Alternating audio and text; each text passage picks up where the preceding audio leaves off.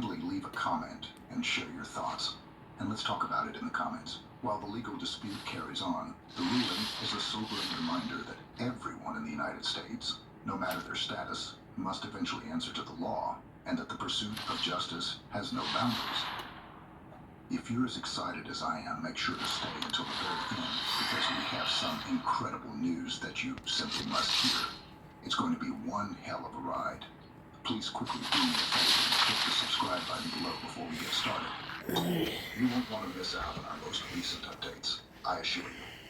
Remember to enable notifications as well so you can stay informed at all times. Okay, let's get started. The one and only former President Donald Trump. Good. By a federal judge that he had Technically, it's AM at this point. I mean, is it really true? It resembles something from a motion picture. This is the situation. Yeah, watching YouTube once again. In the eyes of Trump's legal Looking at team, Trump's ugly ass just scowling. Like, just play legal chess with the courts. They are rearranging his cases and playing with his schedules in an attempt to keep him out of trouble. Their final objective: to shield Trump from a federal court trial prior to the general election of 2024. And they're doing everything in their power to make it happen, believe me. A crucial tactic in their playbook is to entangle one specific judge, Tanya Shutkin, so much that she is unable to consider initiating a trial prior to election day. People, this is a true strategic coup. That's not all, though. In other cases, such as the Georgia case, they are attempting to postpone trial dates until after the election. Even though the judges aren't exactly cooperating, they're still coming up with creative ways to keep Trump out of the courts. Trump's legal team is trying to win this high-stakes game of... America's hospitals have been pushed to the brink by broken supply chains, workforce shortages, and high inflation. More than 100 rural hospitals have already closed, and many more operate in the red. Now, some in Congress want to reduce billions of dollars in funding for patient care. This will jeopardize patient access to quality care, especially in underserved communities. Congress. Game of cat and mouse. Everything from legal ploys to dramatic courtroom scenes is being thrown into the mix, and it's all taking place in front of our very eyes. He's really getting involved in all of this. There's a lot of interest in Judge Chutkan, particularly in Florida, where there is a sizable Trump supporter population. Her deft handling of certain pretrial matters has drawn analysis from both sides of the legal community. This is where it becomes even more fascinating, though. Judge Chutkan sitting in Washington, D.C., where a more liberal jury pool is the norm. It's interesting to note that Barack Obama nominated Chutkan, who has already sentenced a number of people connected to the January 6, 2021 Capitol riots. Chutkan's position on Trump is fascinating. Chutkan denied Trump's claims of official immunity in a case that even resulted in a limited gag order being placed on the former president, despite Chutkan being an Obama nominee. This action might have major repercussions, which has some people thinking that Trump's activities during the election should be looked into.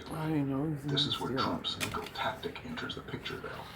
He has a reputation for taking advantage of legal proceedings, frequently criticizing them as politically driven while electric building outside of courtrooms with speeches. And here's the thing. Trump isn't even expected to show up for most pre-trial conferences, much less pretend to be a defendant in court. The effort by the special counsel to force Trump into a drawn-out criminal trial it didn't really spell much. Okay. It effectively prevents him from actively campaigning against the current administration. You must still have a lot of Trump's ice. legal team is handling other cases such as one in Manhattan. Oh no, suspected financial misconduct. I didn't realize that's what I was on. As soon as I did, I smashed it. Of Jim Jordan's guilt for crimes he had publicly Oh, that you was denied. knocking over your bubbler? During his presidency were horrified. The left has identified Congressman Jim Jordan as a new target in their blatant attack on conservative leadership, falsely associating him with a discredited informant. Jordan, a pillar of Republican integrity, is accused by some of being involved in a conspiracy. A man responsible for disseminating Russian disinformation. These claims, made by former federal prosecutor Glenn Kirchner, imply that Representative James Comer and Jim Jordan handled Smirnoff information improperly. However, these assertions fail to acknowledge the thoroughness with which the GOP and its members verify material, especially when it comes to matters of national security and the standing of political opponents. Intentions behind such scathing criticisms of traditional Republicans have to be questioned. Kirchner even goes so far as to call Jordan a serial abuser of authority, alluding to his past encounters with congressional subpoena.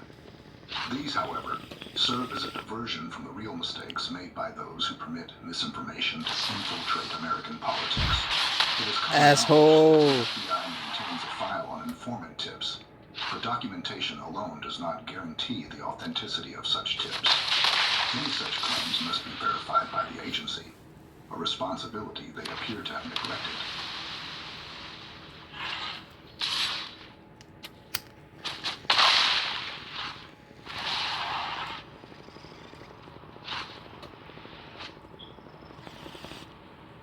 The insiders.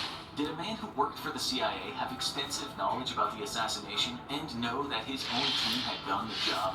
The man was named Gary Underhill. According to some books, after the assassination, he said this to a friend: "You're going to Spain? That's the best thing to do. I've got to get out of the country too. This country is too dangerous for me now.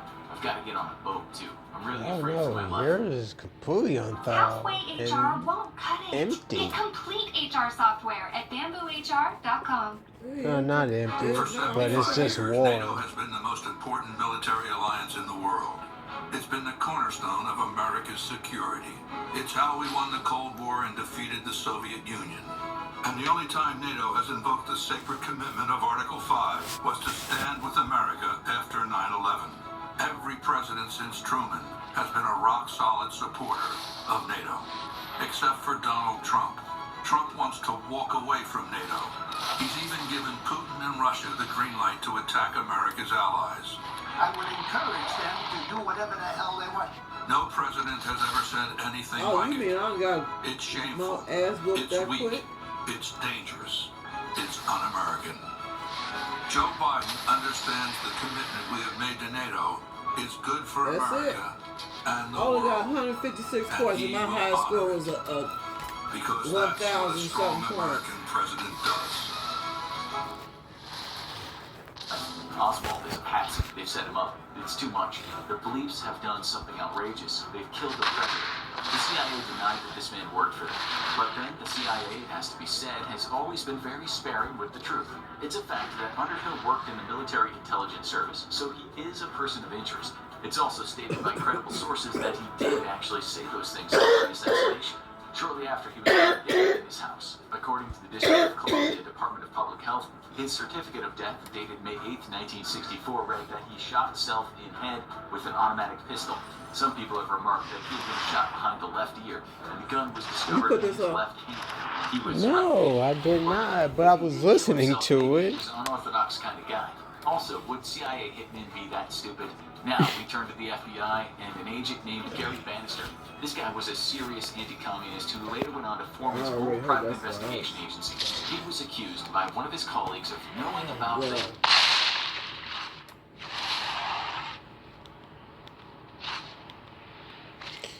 I'm kind of getting tired of Esper. Fulton County Superior Court have now wrapped up where Donald Trump and his co-defendants have attempted to disqualify Fulton County District Attorney Bonnie Willis. Judge Scott McAfee. No, how many times I heard that today? Everybody was wrapped up. I thought I was supposed to have another day or two or something. Hello. Yeah. welcome to another episode. My name is Manny. Wait, what's today? Today, I'll be showing you how to make a delicious Right. two-way roll on No, it's Saturday morning now. Let's get Oh, started. yeah. We have a lot to do and there's no time to waste, so we're going right into the recipe. We're starting off with 2 large organic red bell peppers. All we need are the skins of the red bell peppers, so slice them off and compost the seeds. If you live in a place where you can grow your own red bell peppers, go ahead and plant the seeds. Next, place the skins into a baking tray and without any oil.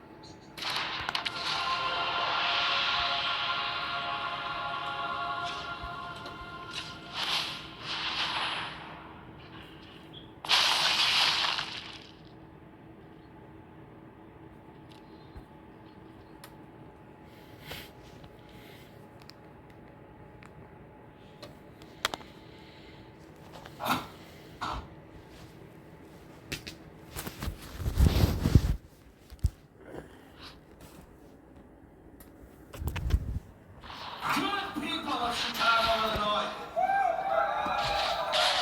We are from Metro. Are you ready? Back in April of 1960.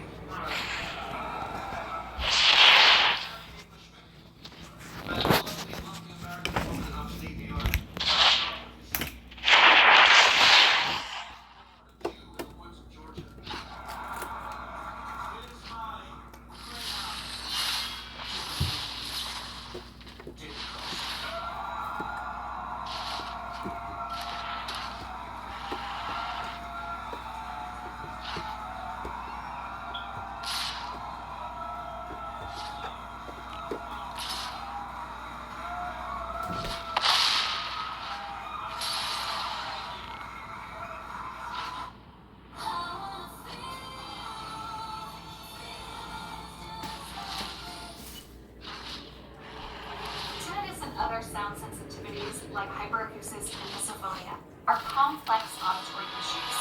They occur in multiple areas of the brain, which is why you need to work with my team of audiologists who are experts at providing you with prescriptive sound therapy and educational counseling over 12 to 24 months. In 1990, Dr. Paul Yasserboff described the neurophysiological model of tinnitus. I was personally trained by Dr. Yasserboff and learn how to apply this model to tinnitus retraining therapy. Although it is a complex model, it really has two main goals.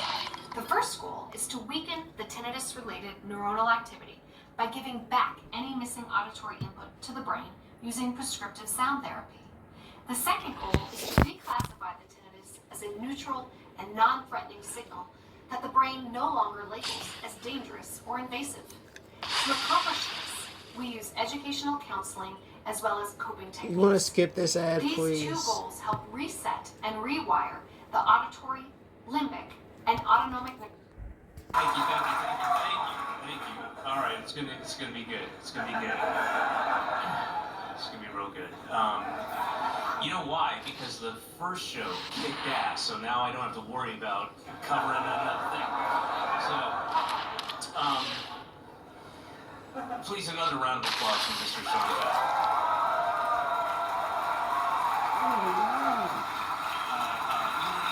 The worst segment in the whole fucking world. So I was here back in 2001, a long time ago. Didn't have a kid then, but a Europe kid now.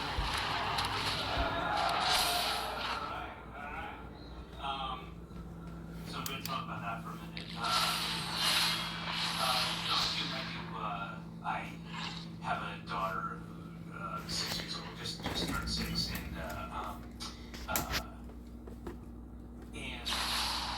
well, that kid is 6, going on 7.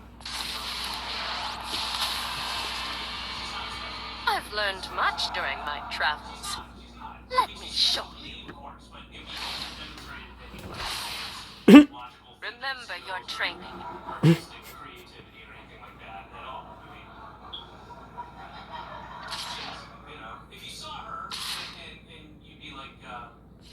How old is she? And I said 6.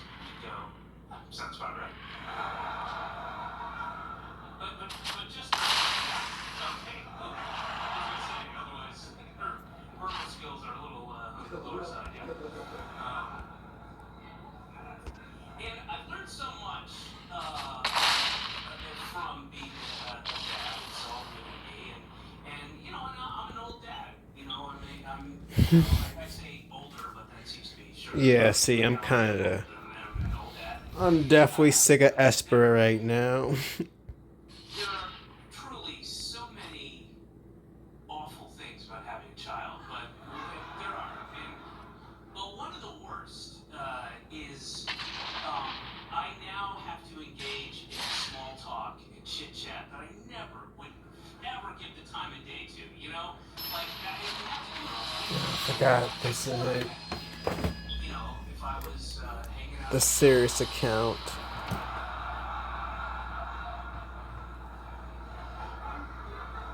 Sure. This is the Goofy account. The stupid Doofy account. response would be, what the fuck? And I walk away and I'd be correct to do so. That'd be the right thing to do. But now I have to engage with that person because, that's a potential play date. And you have to have as many potential play dates in your back pocket as possible because it is inevitable at some point I'll be out of town and I will wake up still, not even hungover. Clinically, and I'm gonna have to put that kid somewhere for an hour just to check shit, and so I have to talk to that person now, and I have to, be nice and all that, and the thing is, I live in Brooklyn, all right, so there's just tons of younger. I want to smoke. And I can't stand it.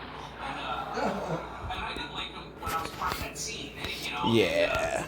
Selesnya. So I'll be at the. That's why I need to name this deck. Selesnya. This guy will roll up, and this guy, they're like the kind of. That's not Asban. That's Selesnya. Bright orange, like longshoremen. Selesnya, MTG. But then they roll it all the way up. You know what I mean? Like they roll it way too. That's too rolled up. It's not even over your ears. It's not doing the one single thing a hat is fucking. Selesnya, Magic Faction. And you're bald, and so now it's just like a pasty for your head. I don't understand. And so like a guy with that hat, and then one of those 23 skidoo mustaches, and like a full sleeve of what faction is green white? and a skirt and culottes and a big whetstone, an oily, glistening whetstone. It's like Copy. You won't. what the who, when, how, why? Oh, the whetstone. Oh yes. Well, I just got back in crafting. Me and the gang get together and we'll craft. And I'm making I make bespoke, handcrafted, artisanal farm-to-table marbles. And well, here's the thing. So the gang and I will get together, we'll craft, and we'll make knives from mumbly peg and jacks and we get to, because I think we've lost the connection, the joy that we had as youth. I think we've gotten so cynical in the last 4 or 5 years, and just, with COVID and he who shall not be named. And so we play the games of our youth. Well, not our youth, but the youth of our fathers' games, which are, it is harkened back to a simpler, innocent time. And so that's it. Right now I'm working on an ethically sourced paddle ball that I think is going to be. Anyway, that asshole will come up to me and I'll be at the playground with my daughter, and I'll be minding my own business, and that guy will come out going, "Oh man, boy, they're a handful, huh?"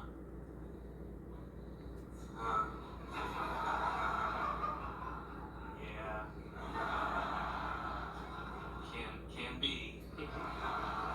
Yeah. Which one's yours? The girl on the monkey bars there. Oh, she's playing with my boy. That's my boy. That's Copernicus. Good kid. Well, that kid is something else, man. Let me tell you. That kid is 6 going on 30. You know what I mean? No, I don't. How? In what way? In one way. Was he a heart disease? I mean,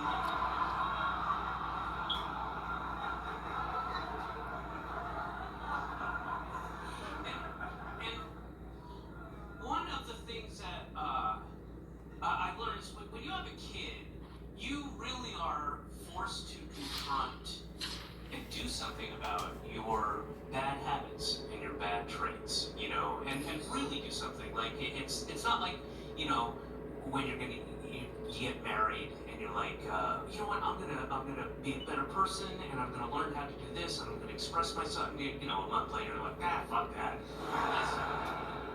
I'm married. It's all done. But no, with a kid, you got it, because you don't want to put those things onto your kid. So you have to be proactive about it. And one of the worst things about me, I have a lot of problems. I have a lot of issues, and I do a lot of bad habits, and I'm so sorry.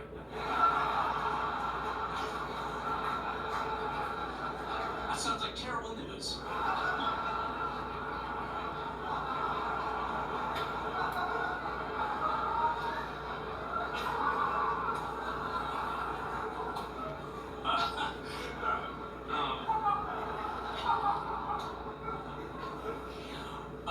But one of the worst traits, one of the worst things about me is I am really, really judgmental. Like, severely. And I have been since I was young. I'm just an asshole. I really am. I'm just like, you know, and I've always justified it by going, well, I'm right.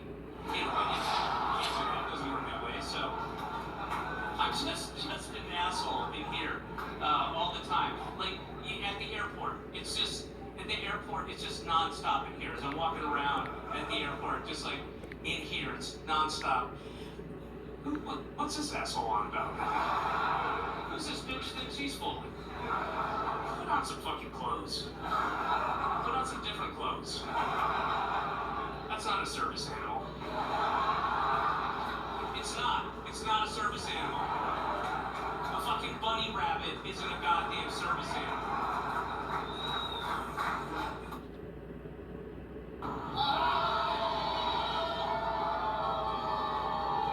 With the ribbon cut, Paladin Career and Technical High School celebrated its new home for the Knights in Coon Rapids. Brandon, the principal, thanks for being here. School Principal Brandon Waite recognized the support of public officials and the community. So I just want to give a shout out and appreciation and some Paladin love to everyone that is here today. It means the world to all of us. And with that, let's make it a party and let's give a round of applause to everyone, to all of you.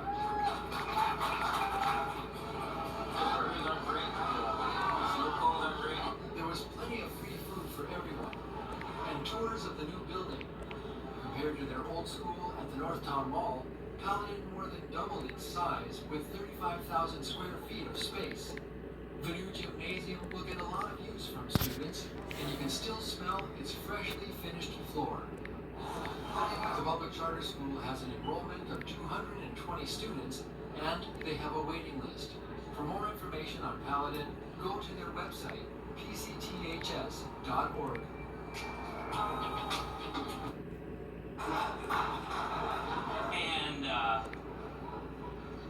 But to give you an example of what a piece of shit I am, this is 100% true. I was in Brooklyn. I was walking down the street. I was going to do a set to get ready to go out on tour. And I walked down the street, and you know, we have those COVID outdoor dining shed things. And I'm walking down, and there's this older couple, pretty old, and the gentleman was standing up, and he had his hand extended to his partner, and he helped her up, and it just started to rain, and he took an umbrella, opened it up, put it over her, just her, not trying to squeeze himself in there, and they are just beaming at each other, the biggest smiles ever. And I saw this in my head. I saw this, and I thought, oh, that's so nice. That's so nice that they found each other. And then I thought, found each other? Why'd I add that to it? And then I answered myself immediately with, oh, it's because they're both ugly.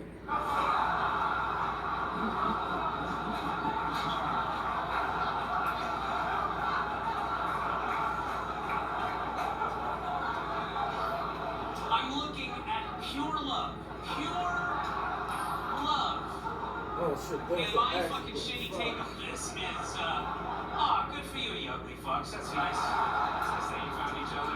Because if you had, nobody else would ever have you, so, you know, otherwise you would have, you know, died alone with a cat eating your corpse or something.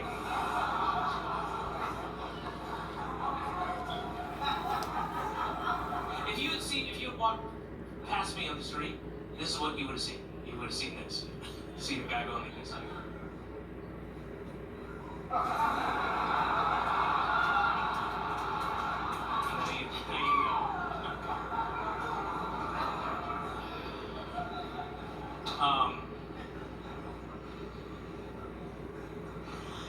I do want to say that they really were ugly. I mean, it was remarkable, and it stayed with me. Clearly, it was disturbing.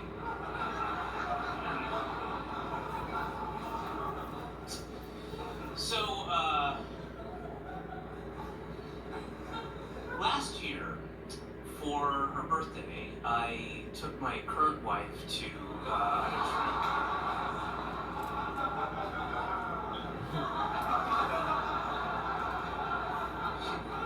she's my current wife. That's just factually correct, right? It's whatever happens in the future, she will remain at this point my current.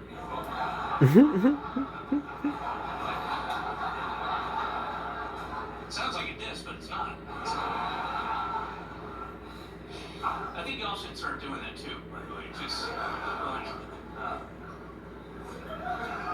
y'all know my current husband, Jerry, right? Jerry, get up here. She meet some of my coworkers.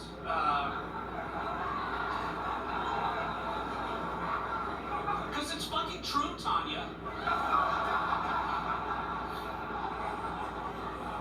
Alright,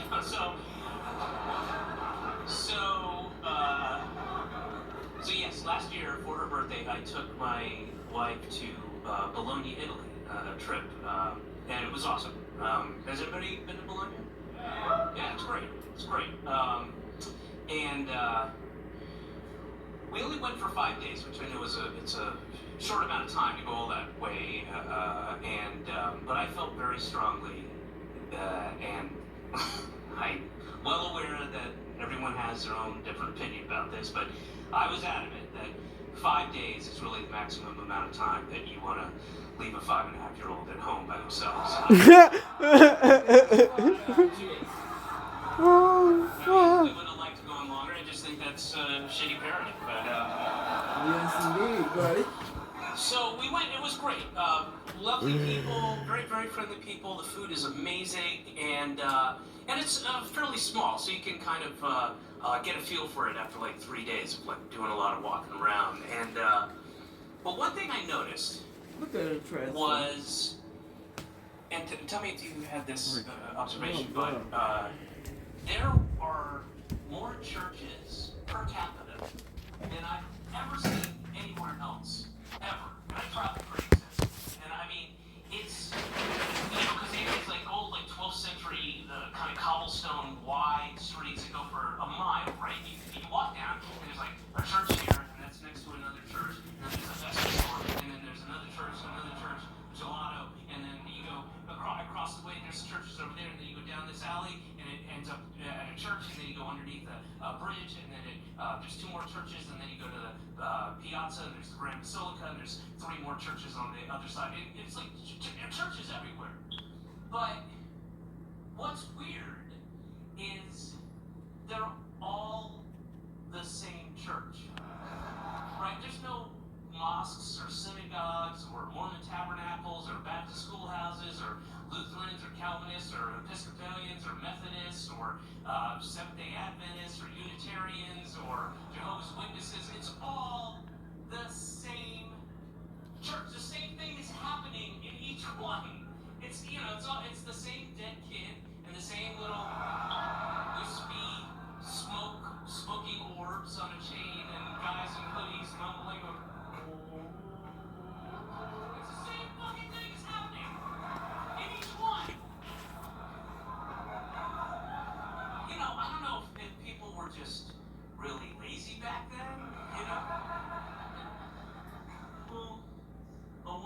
church. But it's all the way over there. And here's something that I did not know until I went to Bologna. I did not know this is true, but did you know that in Italy, the church pays taxes? It's true. Yeah, they pay their fair share of taxes, and it goes into the government coffers, helps to strengthen the social safety net, so there's medical help for people who need it, and housing, and things like that. And just a reminder that, you know, in America, the church and religious institutions don't pay taxes. And the reason they don't pay taxes is because they don't have to. And the reason they don't have to, there's two reasons stated. The first one is the separation of church and state. You know, very, very good idea on paper. And so important. It was very, very, very, very important to the founding fathers that it's literally the first thing mentioned in the Bill of Rights. The first thing mentioned. That's how important it was. The idea that the government could not dictate to the church what it can and can't say, and in turn, the church cannot advocate for a candidate or a party from the pulpit.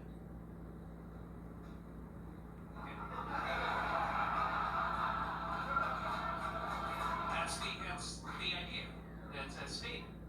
That, now, come on, there hasn't been a true separation of church and state in this country for, before the ink was dry. Before Thomas Jefferson got home to fuck his slaves, that was just dust. There's no separation. There's not even a Venn diagram. It's just two circles right on top of each other. It got so bad that in 1954 they had to create an amendment called the Johnson Amendment that they stuck on there that said, guys, seriously, no electioneering. That's what it said, no electioneering. Now, come on, we all watched the January 6th Time Hour. We all saw that. And I distinctly remember, for real, a priest, clerical collar, everything, shouting through a bullhorn atop a pile of main security, I'm imagining, about taking the House back from the demon Democrats, the White House. That's that, you know. Anytime there's an election, you go on the internet, on YouTube, and or if you're in the South, just turn on the TV, and you will see pastors, preachers from the pulpit going, and a vote for a Democrat is a vote for Satan himself. Is if you vote for a Democrat, you are lower than a burr on the testes of the taint of the ring around the bum of Satan's asshole. And you will burn in hell for all eternity, gnashing your teeth and gnawing on your limbs. Because Enchantment. Democrats want to take your children, drink their blood so that they can engorge their genitalia so that they may engage in orgies with drag queen black Equipment.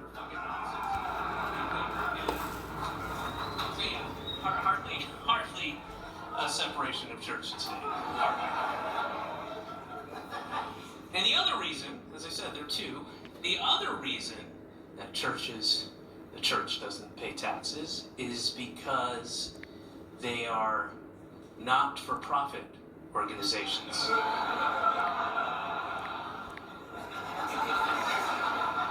Catholic Church is a not-for-profit. They're not making a profit.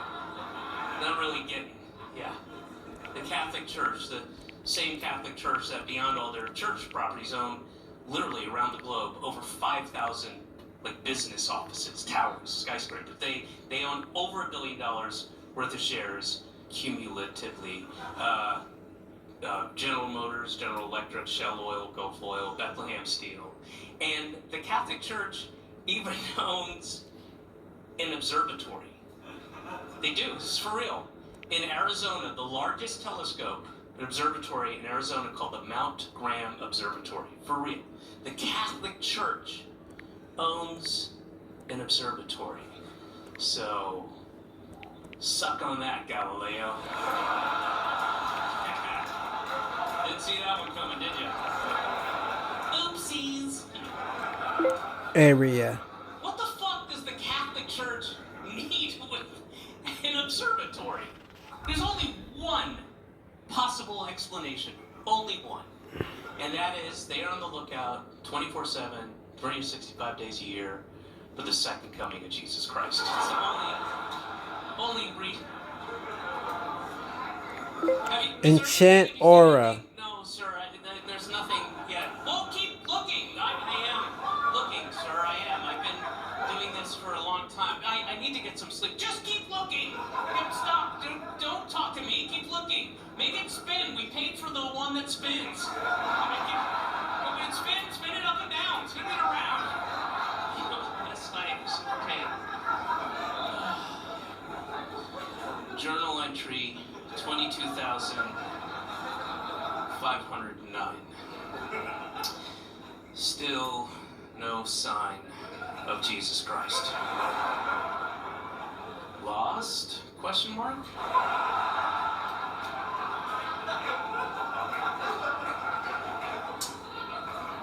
But then, one very special, magical morning,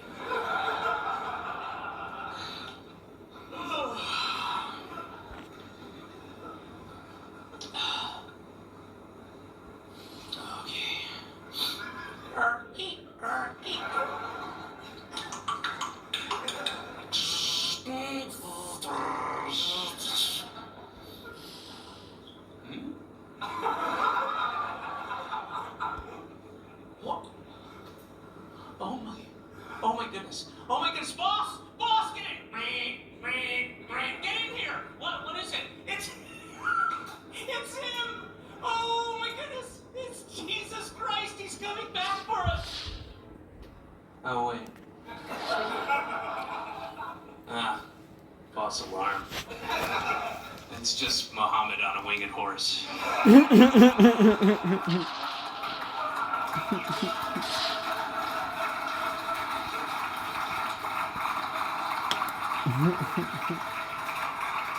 Shoot him down! Shoot him down!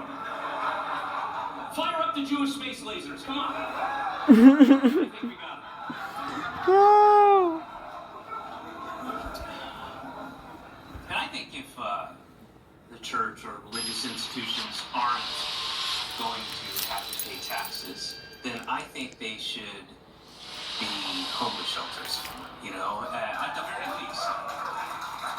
And I don't mean turned in, hang on, I don't mean turned into homeless shelters, I mean like also be like simultaneously be homeless. Like every church, so there's a church, and then there's also, so that while the pastor is up there and he's preaching the words of Jesus Christ, the Prince of Peace, words about charity and kindness and sympathy and empathy and forgiveness and tolerance and love. You know, while he's doing that, there can be like a little, like soup kitchen kind of thing where people are getting some food and maybe some clothing, medical attention, maybe some diapers for the kids, some toys, some books and things, and clothing, and maybe just like even a shower, just for some basic human dignity, you know. And so while they're up there, the preacher's going, and in Matthew 11:18, Jesus says, "Bring to me all ye who are weary and burdened, and take my yoke upon you, so that I may ease your suffering, and your soul can be at rest." And Jesus is telling us to help those who are in need of help. We have a good thing. They don't. Let's help them out. Yeah, praise Jesus. Yeah. Amen. Amen. Yeah. And in Matthew 25:35, Jesus says, "For I was starving, and you gave me food. For I was thirsty, and you gave me drink. For I was a stranger, and you let me in." Yes, praise Jesus, praise Jesus. So that while that's happening, the people are there, they can be doing that, and then they can look over and be like, "What? Oh, you've got to be That's what you meant the entire time? Oh my goodness! I have been coming here for years and I never made the connection. Oh. Well, thank you for the visual aid, because now I get it. All mush brain over here. Yeah, there's no hypocrite like the American Christian. It is literally the height of hypocrisy. The ceiling. They set the bar so high for hypocrisy. And you know the ones I'm talking about, the ones who are pious, holy, righteous. They go to church every Sunday, and they know good from bad. They know immoral from moral. They know what's love, what's right, what's correct, what's not correct. No gray area, just black and white. They know. They know. And they're up there, and they say these words, these things, these ideas. And yet, something happens once they cross the threshold of the church. This transformation occurs. It's almost magical. So the beginning, yes, we need to treat others the way we should be treated, and we need to treat others with sympathy, empathy, and kindness, and love. And oh my God, it's a Mexican rapist. There's a Tucker, give me the phone. There's a Mexican rapist. Hang on a second. Yes, police. Yes, I want to report a Mexican rapist.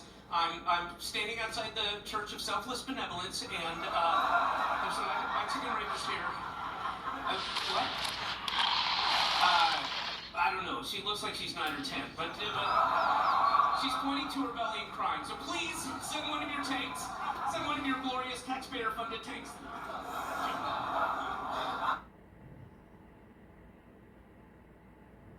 What makes Slotomania the #1 free slots game?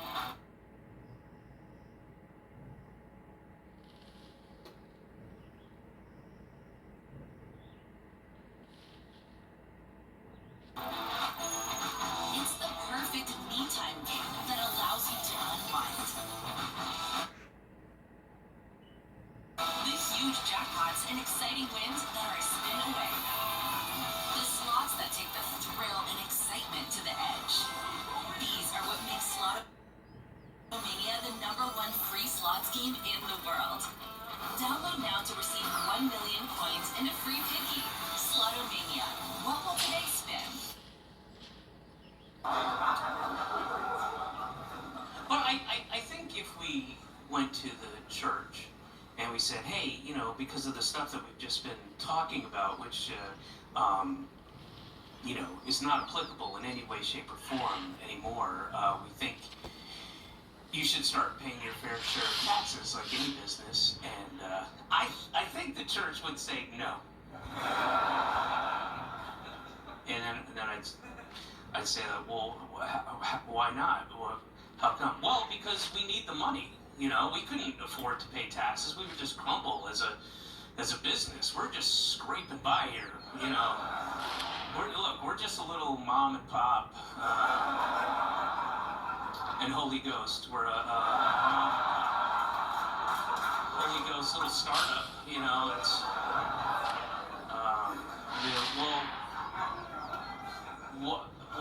okay. Well, what do you need the money for? Is it for more jewel-encrusted golden cups?